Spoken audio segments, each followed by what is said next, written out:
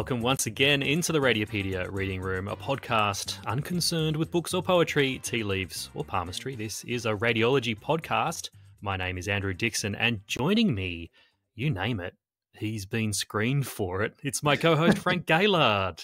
You know, I recently had a gastroscopy and I was very disappointed because my previous upper GI scope years ago was a profoundly and genuinely transformative experience. I woke up from it with, as Bill Hicks, the comedian, would have said, my third eye squeegeed clean, and it was amazing. I felt like everything had a purpose. I knew what my place in the universe was. I knew what I needed to do to make everything better. I just wanted to go out there and do it, and everything was crisp and bright and filled with meaning, and it was amazing.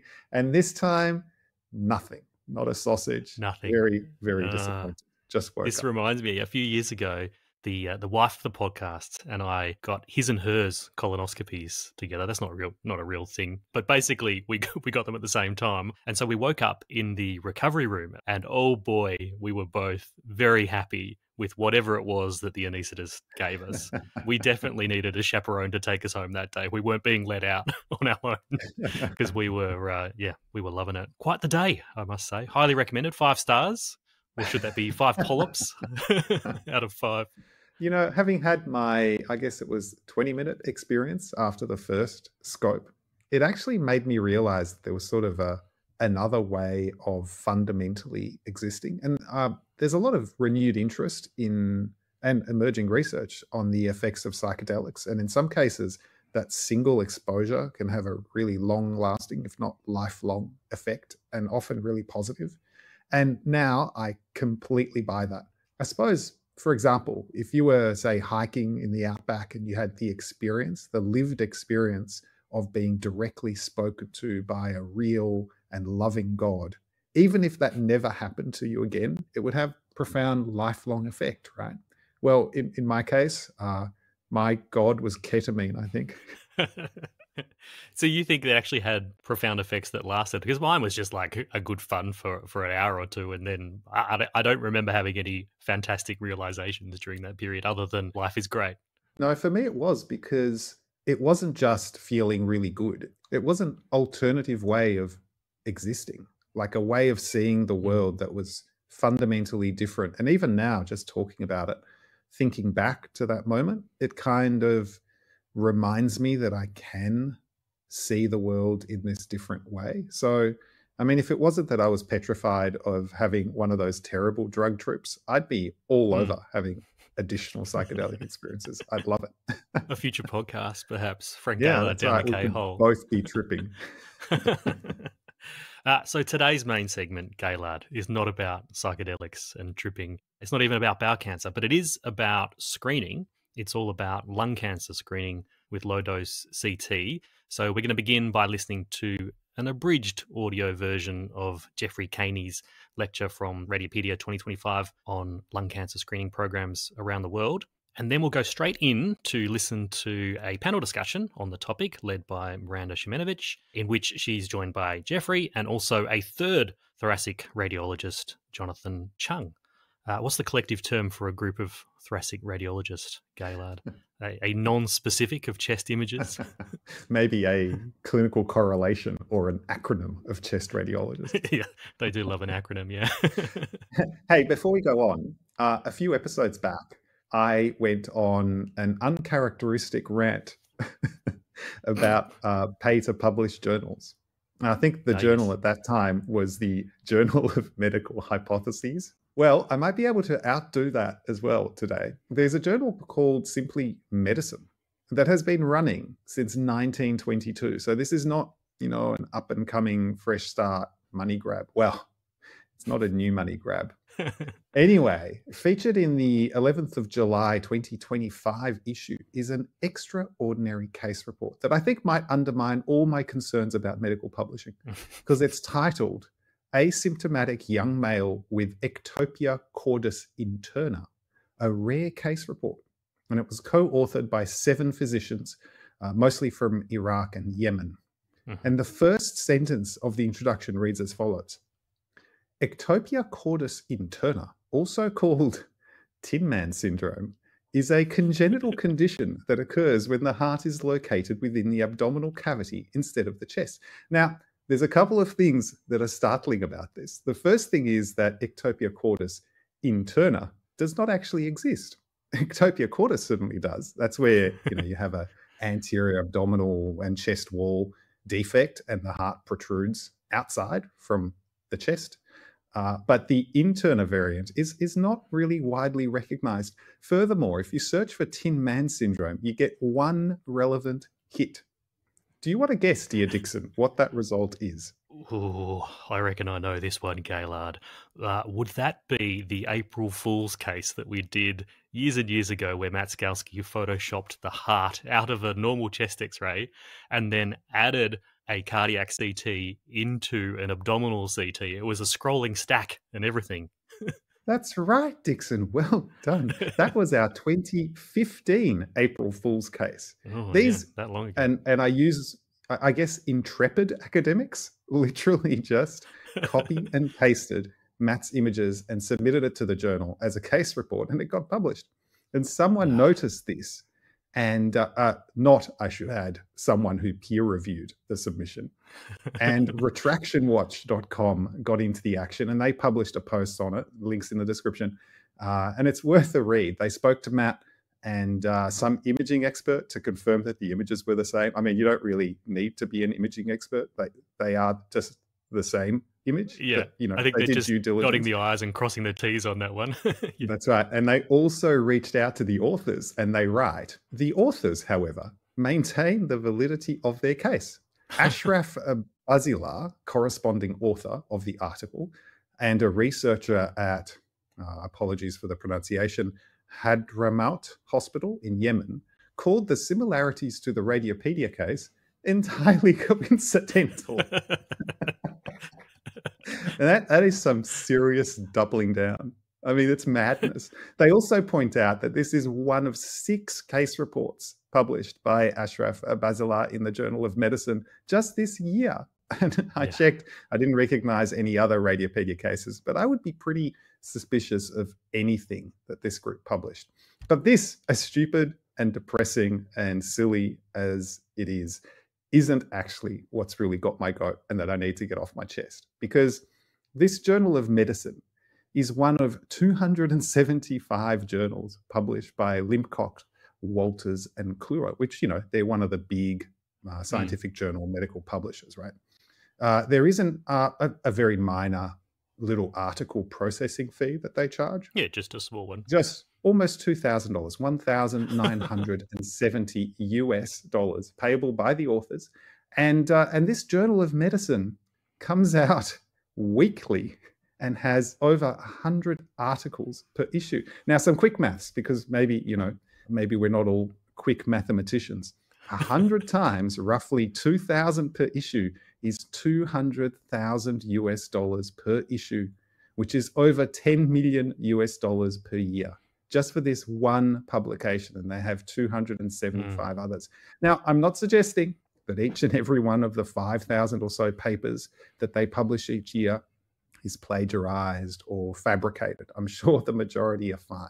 But if their review process can't pick this one up, I really question the whole money-making racket. And this is shameful. When I was young and idealistic, I was all for data-driven, published peer-review medicine to inform my choices.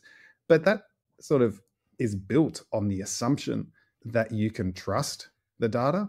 Yeah. And I'm sure that, New England Journal and Lancet and some of the big ones are trustworthy. But this sort of thing is not just not worthwhile. It's just sickening. The other thing here is 7 authors for an article that they've just copied. Now, this is completely unrelated to what we've been talking about. But if I was in Yemen, for example, and I needed to launder $1,970 US, let's just say that, how would I go about that? Now, a medical publishing fee would be a very legitimate thing that you might have to pay out of the country, wouldn't it? Now, I'm not suggesting that that's what might have happened here, but it does seem strange that a country like this is paying that amount of money and the actual article is absolute trash and fabricated. I think We'll have to there's let the an lawyers listen to that. We're not making any allegations here, but No, I was just giving an example. Might need to have a bit of a look. All right, we better get to the main segment, actually, Gayla, because it's a relatively long one. So first up, we're going to listen to Jeffrey Kanne, thoracic radiologist at the University of Wisconsin-Madison. And then he's going to be joined by Miranda Siemienowicz. She's from the Northern Hospital here in Melbourne. And Jonathan Chung, he's the Division Chief of Cardiothoracic Imaging at the University of California, San Diego. So let's listen into that. And then Frank and I will be back for another chat, if the lawyers let us, in the outro.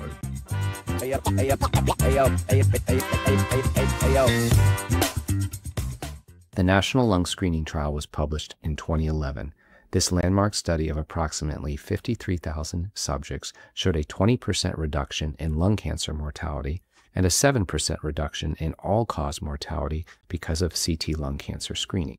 A smaller but also important trial, the Nelson trial, was done in Belgium and the Netherlands and published in 2020. This study of approximately 15,000 subjects showed a 24% reduction in lung cancer mortality with CT lung cancer screening. CT lung cancer screening has slowly gained traction across the world.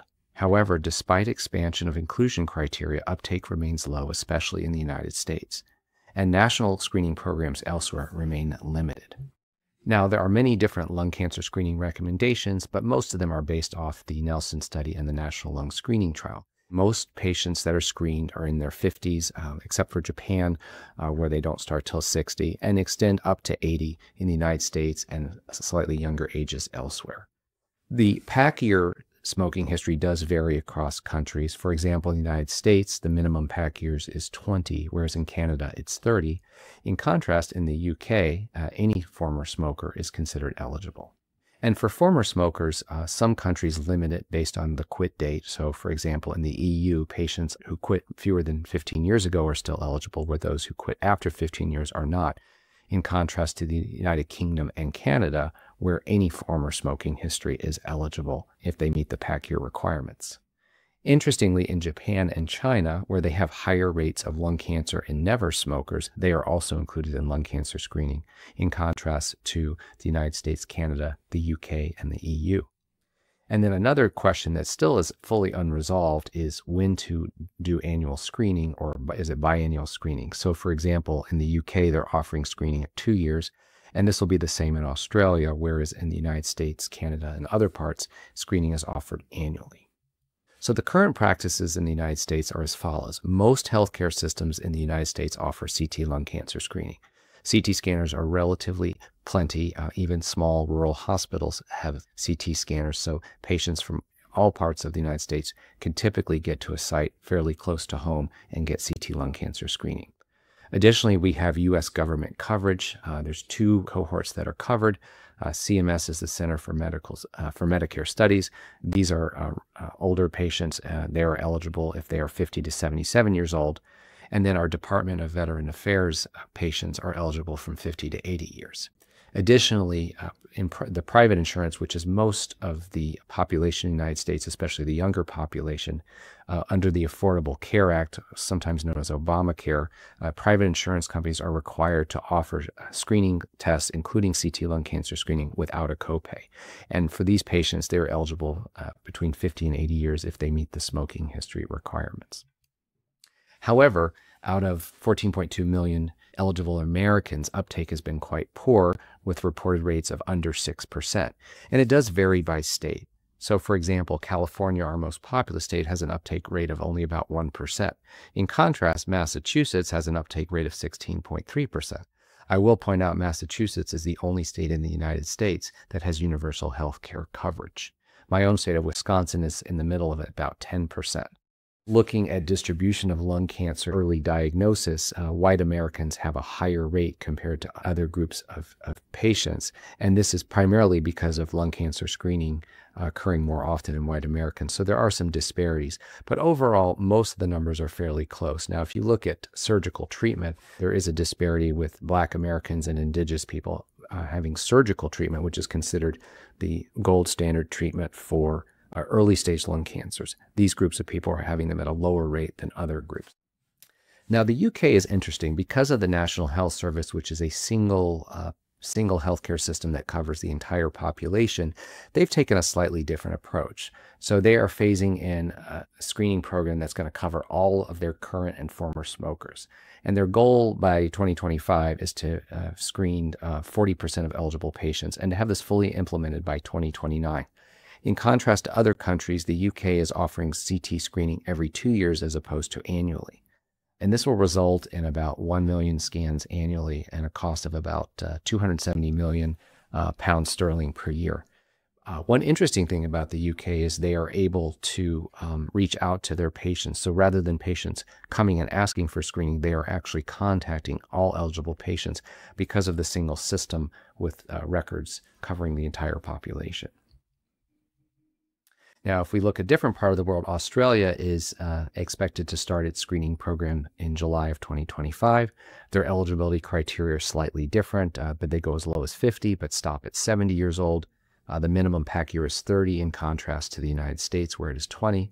And current and former smokers are included, but the quit date has to be in fewer than 10 years in contrast to the United States where it is 15 years. And like the UK, they're going to be offering biennial chest CT as opposed to annual chest CT. South Korea announced their screening program in 2019, and their screening ages are 54 to 74 with a 30-pack year minimum smoking history. And like the UK and Australia, Korea is doing screening CTs every 2 years. So there are many challenges to lung cancer screening. First, if you look at financial concerns, CTs cost money. Radiologists to read the CTs cost money. And so when you have a limited pool of financial resources, you have to figure out how you're best going to deploy them. And so there's other forms of screening that reach larger populations, such as screening mammography, which will reach half of your eligible population in theory. Of course, there's non-imaging screening, things like cervical cancer screening. Additionally, other preventive health services need to be considered. There's also the social implications, and this has been one of the bigger challenges, particularly in the United States. Cigarette smoking in the U.S. is considered a sort of taboo behavior, and many patients who smoke may feel stigmatized by their smoking status. So I think that may be part of the reason uptake has been low. There's also some psychological components where patients who smoke don't feel the need to be screened. It varies very much by population. And then additionally, if you look at the broader picture, and policymakers and such may think about how they want to spend their healthcare dollars, and with the social stigmas of smoking, that lung cancer screening may be a lower priority.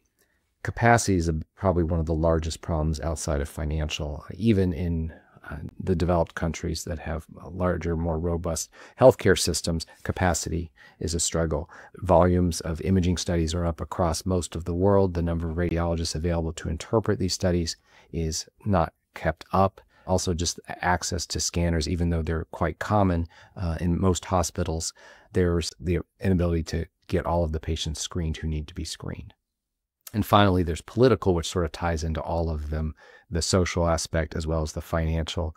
Some people believe that lung cancer screening is not a good use of healthcare dollars, and so there may be some political reasons behind that.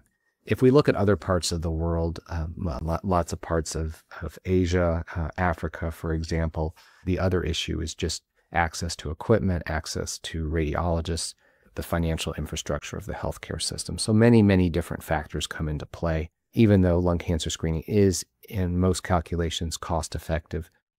So in summary, adoption of CT lung cancer screening has been slow, with only full implementation in a few countries.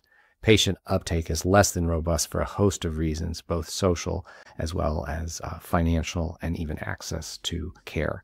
And there are many, many challenges, including access to equipment, radiologists, the financial costs, which seem to be one of the more significant ones, even in places like the European Union.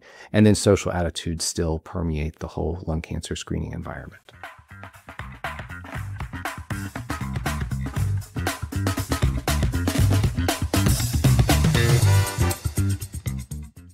Welcome, Jeffrey Kanne and Jonathan Chung, Jeff, we've just heard your fantastic lecture about the global status of lung cancer screening. As momentum around screening continues to build around the world, Australia has just joined the party.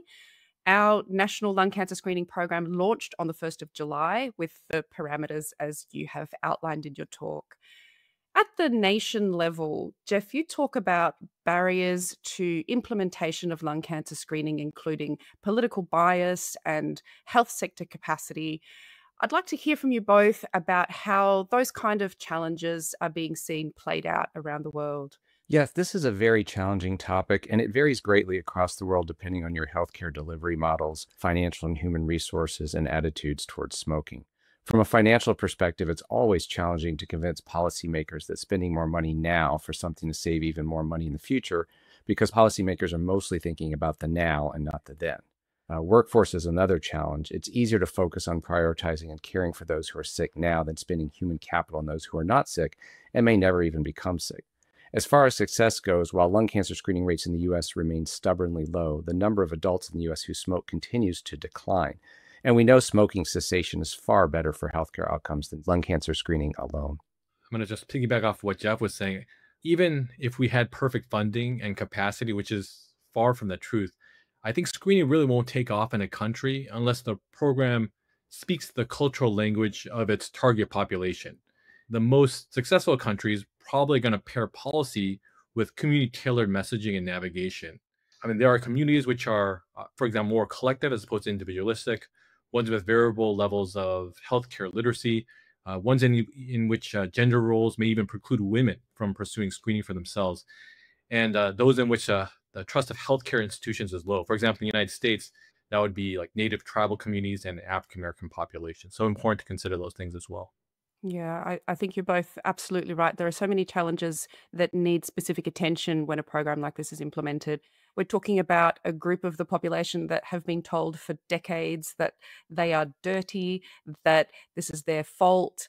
And that kind of bias exists for getting participants through the door, for them to make that decision to uptake screening, but also it also sits in the minds of the politicians who are deciding whether or not to do something. We know that studies have shown that there is measurably far less sympathy for somebody who is diagnosed with lung cancer compared to a diagnosis of another cancer. And that kind of bias exists at the population level and also at the political level. And I think that's got to be one of the challenges that have to be overcome.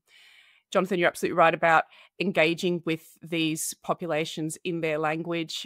The Australian Lung Cancer Screening Program identifies multiple key priority populations. So we're talking about our First Nations people, about the LGBTQIX populations, about people living with mental health challenge, people living with disability, culturally and linguistically diverse communities, all really key priority populations that need specific supports to overcome challenges and barriers that are intrinsic to their perspectives on screening and participating in the program. It also intersects with eligibility for lung cancer screening. The Australian program has amongst the narrowest criteria for eligibility. I know that in the United States, you began a program with narrow criteria, but then moved to expand those criteria. So what happened from there? Yeah, so the expansion of the eligibility criteria in the US, in theory, would have doubled the number of eligible patients for lung cancer screening, particularly with women and non-whites. However, interestingly, this expansion hasn't resulted in the expected increase in the number of patients who are actually being screened. Yeah, we essentially doubled our denominator by loosening criteria, but the modest increase, I think a lot of that is the fact that we broadened criteria, but we didn't really pre-fund outreach, and we should do that. So I think that that's a lesson that one could take away from this. If you are going to broaden the criteria to increase the number of people who are eligible for lung cancer screening in a population, you also have to achieve buy-in on some level, right? Because there's a psychological aspect in terms of lung cancer screening and pretty much any other screening study as well. I think that's such a salient point, that the opening up the theoretical eligibility really has to be matched with getting these people through the door. The Australian program has a very strong grounding in implementation science and behavioural science in its ramp up to the launch. So we have incredible work out of institutions, including the Daffodil Centre and the University of Melbourne School of Population Health, that are really leaders in implementation and behavioural science and large-scale international studies looking at the language of the invitation letters, what campaigns actually get people through the door, what kind of sentences turn them off, what kind of sentences increase the uptake, what kind of a context in which they'll journey through that screening pathway is actually going to make them feel comfortable and get them engaged. I'm really interested to see how we go from here now. We're at the very beginning of the program, and whether we get anywhere near that sort of best level of uptake that we have around the world of 20, 21, 22% of the eligible population, which when you compare to other screening programs that are getting 40% in bowel cancer and 50% in breast screening in Australia, we know that we've got all of those challenges to overcome. So can we even get to that international best, and how do we optimize what we've got? Now, lung nodule interpretation is really the bread and butter of lung cancer screening. I know that when I reached my subspecialty training, that was really only the first time that I started to appreciate some of the nuance around lung nodules, such as the bubbly lucencies being an indicator of those low-grade adenocarcinomas, and all of these kind of nodule-specific pearls. I'm really interested to hear from you both what kind of typical pitfalls you teach. We'll start with Jeffrey. The two major pitfalls I see are mischaracterizing solid nodules as ground glass attenuation and overcalling normal pulmonary lymph nodes as actionable nodules. Regarding nodule density, there are several factors at play. First, many centers are using lung nodule CAD, which in my experience does only a fair job in characterizing the nodule characteristics. There are too many factors in play, such as image reconstruction kernels, image noise, and motion artifacts. So much of nodule assessment is really based on experience. And as for the intrapulmonary lymph nodes, I think part of the issue is that lung rads puts them in category 2, but we know from many studies that these don't turn into cancers and are benign and are normal findings in the lungs. So in my mind, they really should be in category 1. I also see people mischaracterize nodule shape by failing to use NPRs, so you don't see those flat or triangular appearances. But to be fair to all the trainees out there, I see the same mistakes made by practicing non-dedicated thoracic radiologists as well. Yeah, absolutely. And I think your point about solid nodules being interpreted as non-solid ties in with one of the pearls that I teach of making sure that you're assessing the characteristics on the finest available slices so that you're not partial voluming out a small nodule and misperceiving it as a different texture. Jonathan? First of all, I completely agree with Jeff. These are the two main issues. But I've also seen some places where they have protocols that include thin reconstruction, which is really what you're supposed to be using. And then they also have thicker reconstruction, which they will sometimes use diagnostically. And so if you use those thicker reconstructions, 3 millimeter, 2.5 millimeter thick slices, very often you're going to have solid nodules that look ground glass. And so again, just an important reminder that you want to use the thin reconstructions to optimize the conspicuity of solid nodules versus ground glass nodules.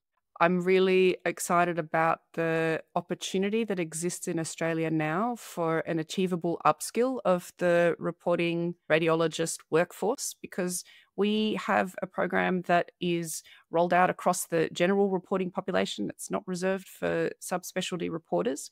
And we have people coming now for the education material that's been tailored for the program that steps through not just how to apply our nodule management protocol, but includes these kind of pearls that will allow people to reflect on lung nodule reporting and chest CT reporting in a way that they may not have before, which I think is a fantastic opportunity to share something that's very innate and routine for people like us who are doing it every day, and to really bring along a much larger part of the workforce.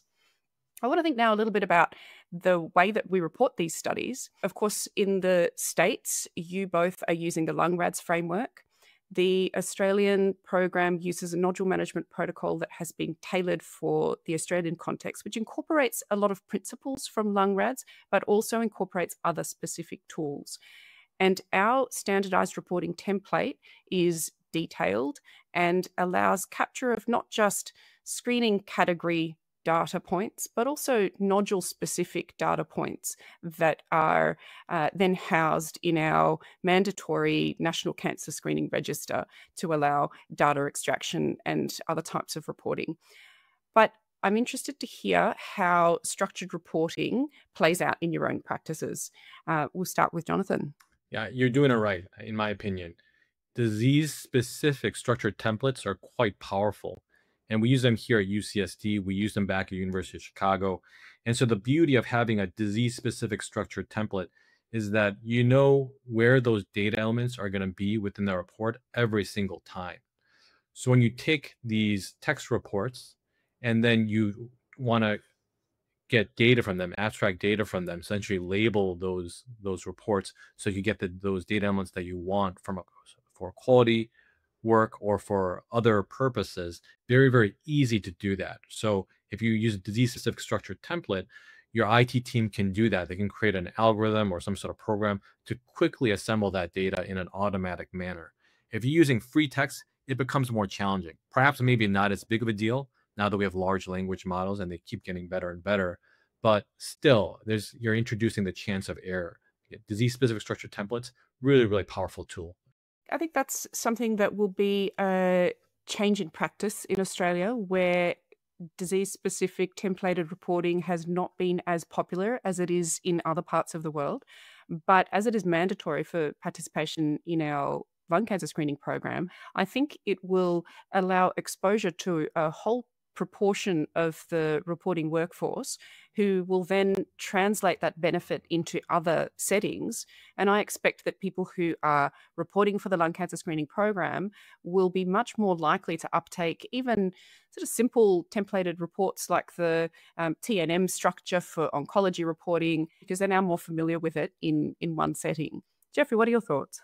Yeah, I'm more of a minimalist. We use the same simple structured report that we use for all of our chest CT scans, but the fields are the same, so you can still abstract data from them if you wanted to. Like, for example, I don't list every nodule or even every finding, only those that are actually important. So if there are a handful of sub 6 millimeter nodules, I'll say something like several scattered sub 6 millimeter nodules. We just don't have time to list all 25 lung nodules, and I don't think I have the focus to do so. And it's really not that important, right? It's going to be a lung rads 2, and we'll see them next time. So my philosophy is we should just list our findings and not our unfindings. If something is normal, just say it's normal. So in our field, like pleura, for example, I'll just say normal, lymph nodes, normal. And of course, every actionable finding should be detailed. So for example, 12 millimeter spiculated nodule in the anterior right upper lobe, give a table location or slice number. And then of course, we include a lung rads category and a recommendation on every screen. I do take some issue, though, with some of the lung rads recommendations. Like, for example, one of them is a chest CT with IV contrast, which for me is useless for a nodule. It just creates more cost, and you're better off just doing a short-term follow-up, or if you think it's actionable, something else. And particularly in my practice, I live in the Midwestern United States. We have a ton of endemic fungal infections that people have incidentally. So we find PET CT for nodule characterization not very helpful. It's a very expensive test in the United States. It's about the price of 5 or 6 CTs somewhere, depending on fees. And it really doesn't reliably distinguish between cancer and inflammation. So we haven't gained any ground. And sometimes it drives aggressive biopsies that don't need to be done. So we typically just do short-term follow-up and refer them to our multidisciplinary nodule clinic to discuss next steps. I do need to interject something right now. So I have found that people who don't mind reports that are shorter, like generating reports that are shorter, they usually are people who are clinically actually very strong. And so Jeff, actually, everyone I've worked with who's worked with Jeff, they say that he's very strong clinically. So this is coming, remember, take it with a grain of salt. Jeff Kanne is a very strong clinical radiologist. And I do feel like if you're very, very strong clinically, you probably don't have to say as much because usually you're not wrong. As opposed to other people, I think that if their clinical confidence is a little bit lower, they tend to say more just to kind of feel better about the report. So that's probably maybe some of the difference. Yeah, I think that's a really good point. The structured reporting template for the Australian program has a prompt below, above the nodule section that says minimum reportable size 4 millimeters and only up to 4 nodules. And then there's positions for up to 4 significant nodules. Doesn't have to be 4, but certainly no more than 4. And then a free text box if you need to wrap up anything else that's less detailed. I certainly agree with focusing attention on the things that will really matter. And we settled on the 4 as a number of nodules that seemed reasonable after looking at what different approaches were in other programs. And I agree strongly with Jeffrey that reporting out the 25 nodules is of no value and takes a lot of time. And having these prompts in the template, I think, help guide people towards a way of thinking. So I wonder if we'll end up hitting some kind of middle ground where the people who are new to this kind of thought process will be guided by the structure of the template to hone their thinking and to sort of crystallize key messages. The point about PET-CT is also an interesting point. LungRad's guidance makes mention of next steps in a way that our nodule management protocol does not. So the Australian Lung Cancer Screening Program is very specifically defined as concluding at the point at which a high or very high risk participant is recommended for referral to a specialist and multidisciplinary team discussion. So then those MDTs are going to take those participants and re-review imaging, discuss within the clinical context, and determine what next steps will be. So PET will not happen at any time unless a group of what will usually be all subspecialty experts will determine that it is actually appropriate in that particular indication, or indeed, more likely, the short interval follow-up or even progression onto biopsy as suitable. That moves us on to a related question here about what kind of quality assurance metrics are important from the context of a lung cancer screening program. We've talked a bit about radiologist reporting. We've talked about the multidisciplinary team setting, but thinking at the larger program level. There are 4 main areas you need to focus on. The first is ensuring that your patients actually meet eligibility criteria and that it's documented appropriately. And this is important in the US because it's a requirement for billing and compensation. The second is you need to make sure that your CT scans are of adequate quality to provide a proper screen. It's a balance between dose, but also diagnostic utility. And then third, you need to ensure that your readers are familiar with LungRads and apply it appropriately. And finally, you need to ensure that your patients with actionable findings get connected to a clinic or physician who can actually manage that finding. Certainly all things that have been on our mind in the design of the program in Australia. The study quality is a mandatory part of the template with pre-specified values of whether the quality is adequate or not. So that's something we're really interested to be capturing at the scan-by-scan level. And we are looking at implementing structures to make sure that all referrers who are receiving the outcomes of these scans have a clean and simple mechanism to identify who the appropriate specialist is for them to be streaming their high-risk category participants towards. Jonathan, your thoughts? Yeah, so I think LungRads is pretty straightforward in its framework, but there is a little bit of nuance to it. So I think it is important to make sure that, especially when it's a new thing, that you're initiating a lung cancer screening program in your country, you make sure that the radiologists are following that framework. And there are different strategies you can use. So if the radiologists are all reading from a similar list, so the patient population is the same, you can look for heterogeneity in how often different radiologists call LungRads 3 and above, which are essentially positive cases. And so that heterogeneity should signal that perhaps some radiologists are overcalling or undercalling potential lung cancers. That's one strategy. The other one is to look at the LungRads distributions of different radiologists across a health center or across a region and see what the yield of lung cancer is for the different LungRads levels. And we know that, at least based on the data out there, for every LungRads, there is an expected sort of like yield or rate of lung cancers. And so it should be generally within that range. And if it's not, it signals that there might be a quality problem. Yeah, absolutely. And I think a really great summary of the value of that kind of closed feedback loop for the reporting radiologist. Certainly here, the Australian New Zealand Society of Thoracic Radiology is working closely with the federal government to try and establish as a national standard the availability of that data back from our National Cancer Screening Register to individually identified radiologists based on their reporting history. And I think it would be absolutely key for people to have that capacity for self-reflection and ongoing self-monitoring. This kind of leads into my next thought about radiologists who participate in these programs around the world, because different models exist in different regions around who is actually doing these studies.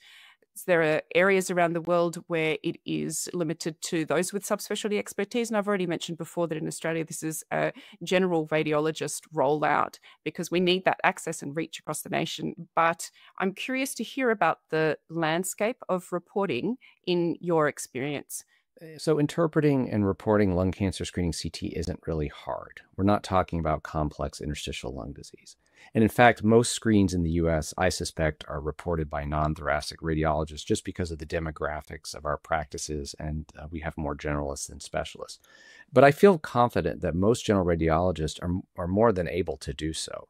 LungRads was designed with that in mind, and it was designed to standardize reporting and management, and it wasn't going to be done by specialists. I think where we as thoracic radiologists may add some more value is in the non-nodule findings, such as identifying and characterizing interstitial lung abnormalities, recognizing and characterizing interstitial lung disease, and also recognizing the more complex smoking-related lung diseases or findings suggestive of them. In my own experience from screens I've seen, thoracic radiologists tend not to overcall or upcategorize nodules quite as much as generalists do, but at the same time, I don't see generalists blowing off actionable nodules, so I don't worry that they're missing cancers that we need to be finding now. One of the specific challenges in Australia for our national rollout is our geography. We have a very large and often very sparsely populated landmass with key representation from our priority populations in these very rural, very remote communities. One of the backbones of the National Lung Cancer Screening Program here is of a mobile CT service that will service these communities. I'm curious to hear about the experiences in the United States around mobile screening and bringing the scans to the participants. Jonathan. I don't have much experience with that in the US, but what a great initiative. What a great idea. I think that you guys also have an advantage. If I'm not mistaken, my sense is that maybe in the more remote parts of Australia, there's a stronger sense of collectivism, which could be leveraged to ensure maximum adherence and uptake to lung cancer screening in probably your most at-risk populations. But yeah, and specifically in terms of that in the US, I don't have much experience. Wouldn't speak on behalf of these communities, but what's really important to the program here is that it has been co-designed from the beginning by the National Aboriginal Controlled Community Health Organisation, which is the overarching body that sits at the interface of healthcare in our First Nations communities. And we know that the challenges and barriers to uptake and the enablers to uptake are best identified when these communities have ownership and leadership around these programs from the beginning. Jeffrey, your insights. Well, if there are resources to bring the scan to the patient, I think that's amazing. I know some places have tried it in the US, but I believe it's fairly limited. Cost is really a major barrier since screening CTs are actually reimbursed at a lower rate in the US. Never mind, they use the same resources, both technical and professional, as any other CT. Now, one way to improve the effectiveness of a mobile screening unit is to include other modalities such as mammography so that these at-risk populations can have access to the care they need.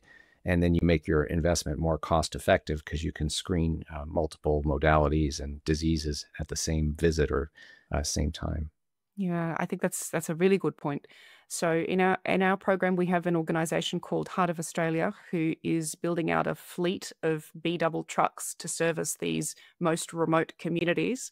The suite will include 5 trucks, all housing a fully operational, full-sized, battery-powered CT scanner. It's a world-first patent, recharges by solar, and when it gets up to the top end, it gets on a barge and it floats around to the top of the country before it hits soil again. So it's a absolutely powerful program run by an organisation who's been doing this for years.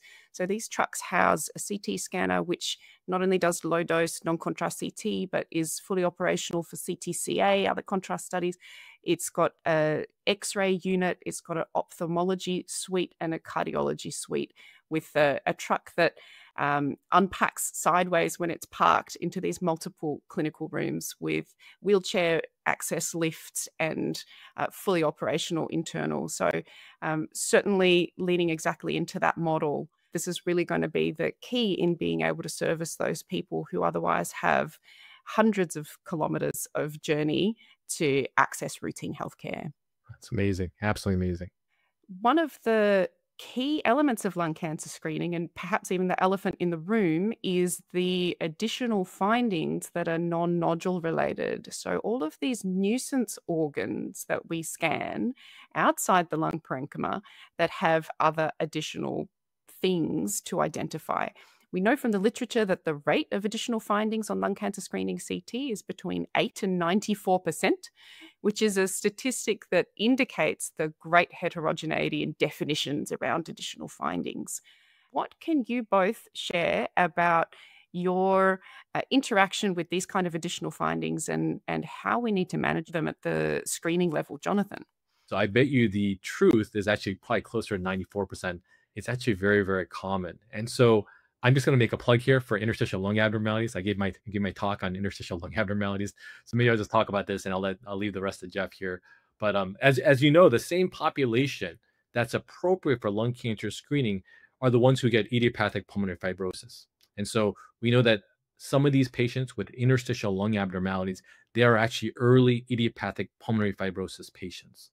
And so you have to have your thinking cap on. You have to be able to look at the lungs and not just look for nodules, not just look for early lung cancer, but also realize that you can detect things within the lungs which are quite serious, which maybe it won't hurt the patient the next year, 2 years, 3 years down the line. But down the line, it may manifest as a serious pulmonary condition and may eventually lead to the demise of that patient. So I think people sometimes forget that things like pulmonary fibrosis, especially like idiopathic pulmonary fibrosis, if you look at the older data, that's about 5-10 years ago, if you compare their life expectancy of IPF to all comers with non-small cell lung cancer, the life expectancy is almost exactly the same. So again, you have to be cognizant of these kind of things and realize that you can't just blow it off. It's not just for detection of lung cancer. It's our job as radiologists to detect all the things we can to essentially maximize the yield from these CT scans as essentially population screening opportunities.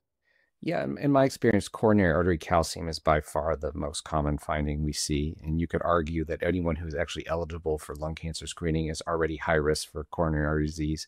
And most patients who present for lung cancer screening, at least in the US, are already connected with a primary care physician because they need a referral, at least for that initial screening, including a shared decision-making visit. So these risk factors are probably already being addressed, lipids, blood pressure, things like that. So I think radiologists should really focus on the truly actionable findings, such as an incidental kidney mass, a breast mass, and not a 5-millimeter thyroid nodule.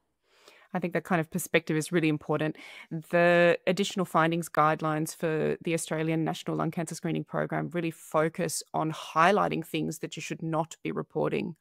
And that's a change in practice for a lot of radiologists who are used to not having any particular guidance and perhaps many being in that completionist mindset of wanting to detail everything out. But the guidelines for us specify do not report if it meets particular criteria for something like, for example, a homogeneous, well-circumscribed renal lesion that measures less than or equal to 20 Hounsfield units. Specifically, do not report, again, to avoid that cascade of low-value, no-value care where people are doing follow-up studies and additional investigations on something that never needed anything in the first place.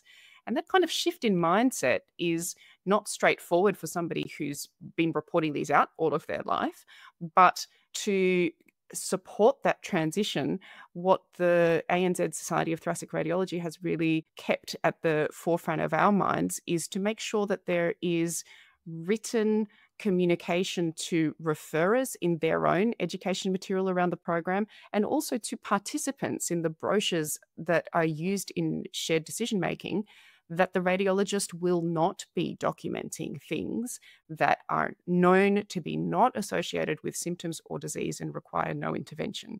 So that when we're teaching the radiologists that you don't have to list all of these things out, they can be reassured that the referrer doesn't expect them to and the participant doesn't expect them to either.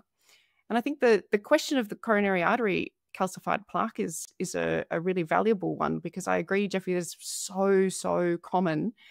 A really great paper, a review article came out last year that found that coronary artery calcified plaque, when present, is reported only about up to 44% of the time. So it's certainly underreported, and particularly by general radiologists who were taught, as I was, as trainees, to just ignore the heart when you're looking at the lungs, because you probably can't see much anyway.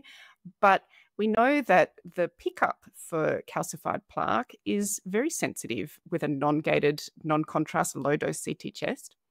And what that review article also found was that individuals who had calcified plaque were only on guideline concordant best practice pharmacological management the minority of the time, and 77% of them were on no or non-concordant therapies. So I am hoping that we have an opportunity with the launch of the Australian program to uplift the rate of reporting, and also to, by specified prompts that are spelled out in our guidelines for what to prompt the general practitioner to do when they receive that report, to be fed down that best practice pathway of investigating the possibility of lifestyle and pharmacological interventions for these participants. Ryan, can I ask you a quick question? Yeah. The template that you guys are using, does it specifically call out coronary artery calcium, or is it just sort of significant findings? So we've got a additional findings section for the body of the report that lists out different body systems, so mediastinum, lungs, and so on. And there's a list of drop downs that can be applied for routine recommendations for findings. So we've got a templated drop down that you can import into your own software about what to say when you see mild coronary artery calcified plaque, what to say when you see moderate or severe, and so on, for many other key specific actionable findings, where we've used extensive stakeholder consultation with the College of Cardiology and all of the other people who are intersecting with the program here to come up with agreed best practice, short and functional significant recommendations that we can make around these findings. I mean, this is great, because I think what you could do is, once you start the program, if you notice that perhaps there is one thing in particular that's being underreported, you just know it based on data, what you could do is you could put that in the template itself. And so at University of Chicago, we had trouble with people not talking about coronary artery calcium on CT scans, when, as you said, most of the time, if there's coronary artery calcium, you can see it on a non-con. Maybe it's not going to, you can't quantitate it as accurately as a normal coronary artery calcium score, but visually, qualitatively, you could see it, but it was just being blown off. And so, like, pre-intervention, our rate of reporting was somewhere in like 40 to 70% range, if I remember correctly, depending on which type of radiologist reading, general, body, chest radiologist. So then, just by adding that one little part to the template, that's essentially just said coronary calcium, yes, no, or equivocal, that number went up to above 90% regardless of the radiologist. It's like they're forced to comment on it, so they will comment on it. So anyways, just a little tidbit there, a little pearl that you might be able to leverage. Yeah, such a great comment. Thank you. I wanted to think about the experience of the participant when they undertake these studies, and the role of, or potential role of, the radiologist in communicating with participants.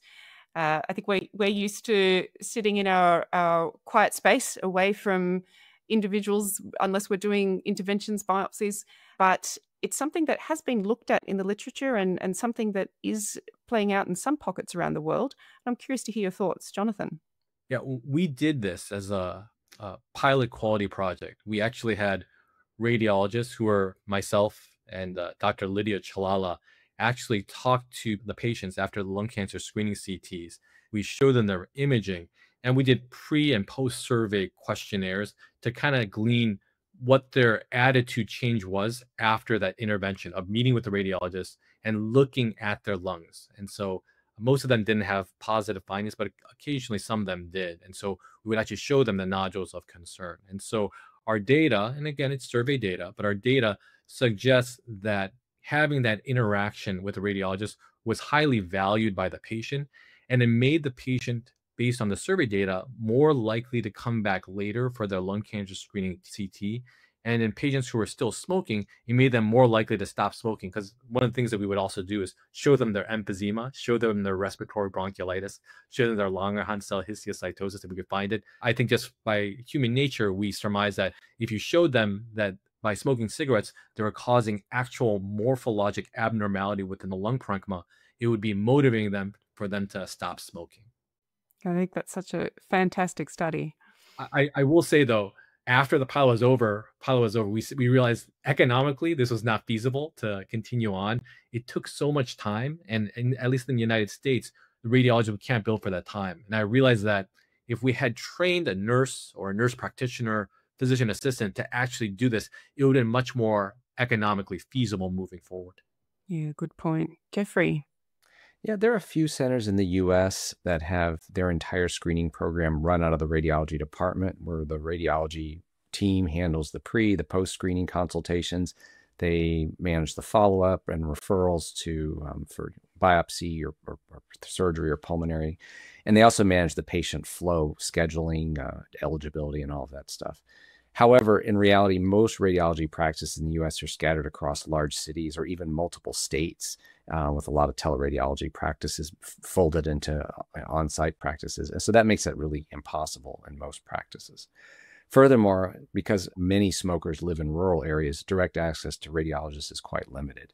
Now, telehealth can address some of these challenges, but as Jonathan said, is really not a good use of radiologist time to be discussing with patients when there are options that are more efficient and probably just as good, if maybe even not better.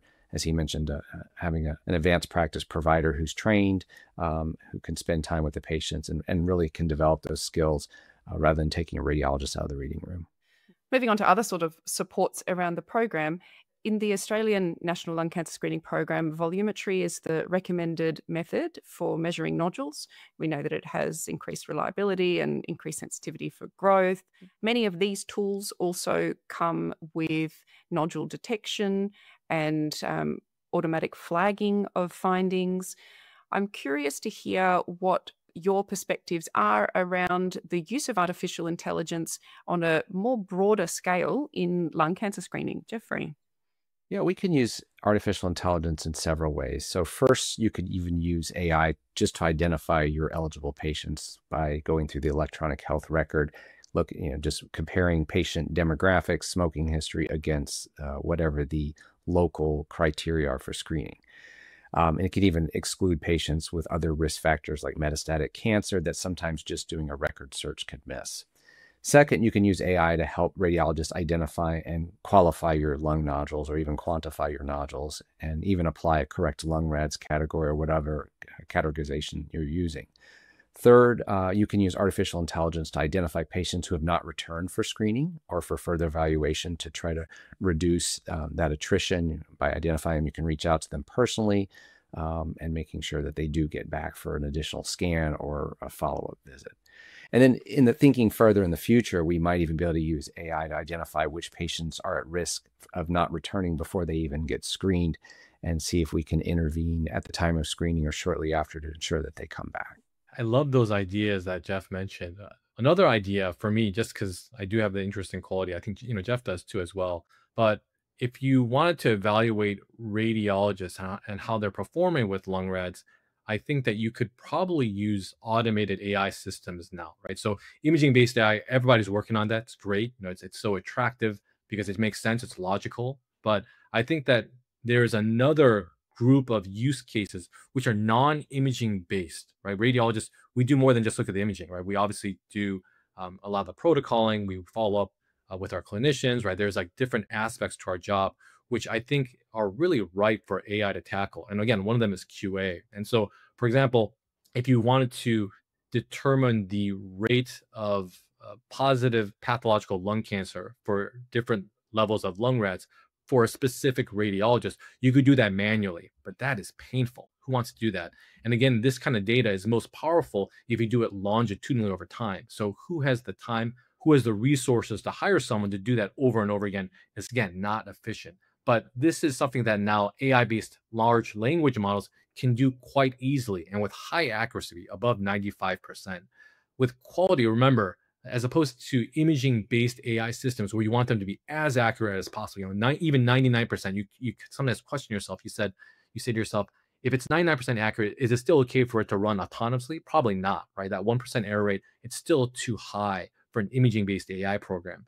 But from a quality perspective, anything above 90% is okay, as long as you're comparing apples to apples, oranges to oranges, especially if it's longitudinal data. So at UCSD, we use something called Panorad. I think it's Pathfinder, right? And so what that'll do is it'll read all of the imaging reports that we do, including lung cancer screening CTs, and then it'll look for pathology associated with those imaging studies so that we can do radiology pathology correlation for ourselves and learn from our wins and learn from our losses as well.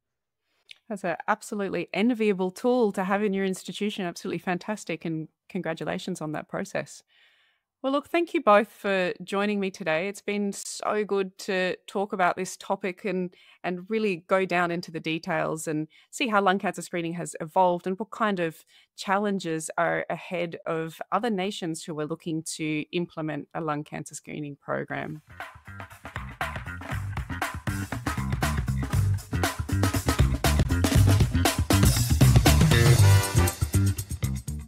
Thank you to Miranda, Jeffrey, and Jonathan for recording that discussion at the conference a few months ago. Plenty in there, Gaylard, to trigger a rant or two from you, I imagine.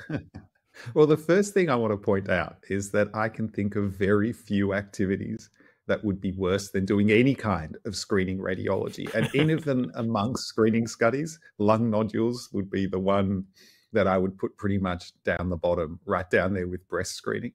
But as it happens, I recently did read about one screening job that would actually be lower on my list of jobs I don't want to do. Fortunately, this is not one done by humans, but by rats. There's a company or organization called apopo.org, A-P-O-P-O.org, that trains rats to identify tuberculosis by smelling samples of sputum. And I mean, yuck, phlegm is probably ranked at the very bottom of my list of bodily fluids. I thought you were going to say, rather than sputum, I thought you were going to say poo because it's a popo. I'm also intrigued that you have a list of bodily fluid rankings, Gaylard. I have a list for everything, Dixon. You should know that. I did a little break of my wrist bones. One of them, the pisiform, triquetrum, skiing a few weeks ago. And so I'm wearing this wrist brace and I'm becoming increasingly aware of a hand sweat smell. Yuck. So add that to your list of bodily fluids. It's got to appear. So it's not terrible. It's got a slight sweetness to it. Anyway, that's a me problem. What else have you got related to this episode, Gaylard? Oh, there's a few things. Firstly, report length. I don't want to bang on about this too much, but it is interesting and I think important. I think reports generally are too long. So much so that I have a terse Tuesday rule. I think I've probably mentioned this before, but on Tuesdays, I force myself and encourage my trainees to issue reports that are uncomfortably short as a way of trying to sort of avoid gradual report bloat on the rest of the days. But reports do need to be long enough. I can't say the word. Long enough. Enough. N-U-F-F. But they do need to be long enough. And how long they are, I think, depends both on who the radiologist is and who the intended reader is. I think the most important thing is that every report needs to convey that you, the radiologist, read the request, thought about what was being asked, and looked at the study appropriately. I think this is just polite. So I think it is polite to look at the study, yeah. So I always make a point of going out of my way to expressly answer the question the clinician asked, be that an explicit question or one that's implied in the request.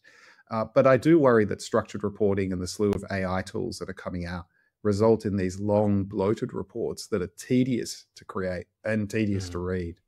Anyway, this is boring. I'm sure I've done it. I'm an old man shouting at clouds on this one, I think. No, I think you're right. But I got a little sidetracked thinking about other days of the week that we could name for radiology, like wordy Wednesdays or see above Saturdays. When you go as described. Yes. Any other topics to chat about today, Gaylard? Well, the issue that I actually thought was particularly interesting and not really related to chest imaging was how society views smoking and how that influences both funding and how likely people are to access services. And in this case, smoking-related diseases, they're seen by many. And I have to admit, I also have a feeling of empathy in this one, that they're kind of self-induced. And this sort of judgment can sneak in, whether it's overt or subconsciously, into policy decisions, triage, and allocation of resources. But there are lots of other examples in addition to smoking. I mean, alcohol and drug use. The guy who punched a wall and broke his hand because he couldn't control his temper. I have to say, when I read those studies, I don't have a lot of empathy there. But I don't know what's going on in their life. Maybe punching a wall was a very sensible thing to do. Or young men who stabbed or shot each other during some gang-related violence, or people that come in with an enormous tumor because they've avoided normal healthcare and instead accessed alternative pseudoscience crystals and chi or la-di-da, whatever. Obesity is the other one that I think of, where there's so much bias and blaming, you've done this to yourself kind of stuff that really impacts the level of care that they get. Yeah, right. And I mean, as a society, we don't really address any of these issues explicitly, and I'm not sure we should, because I can't think of a way that we could do this fairly or in an ethical way. But on the other hand, there's only so much money in the healthcare system, and how we allocate what money there is something we already do really badly.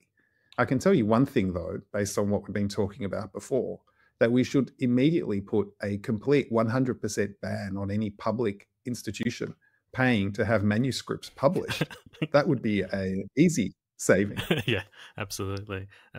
Jeffrey mentioned at one point that kind of smoking rates continue to reduce in the US, which is probably the most important thing.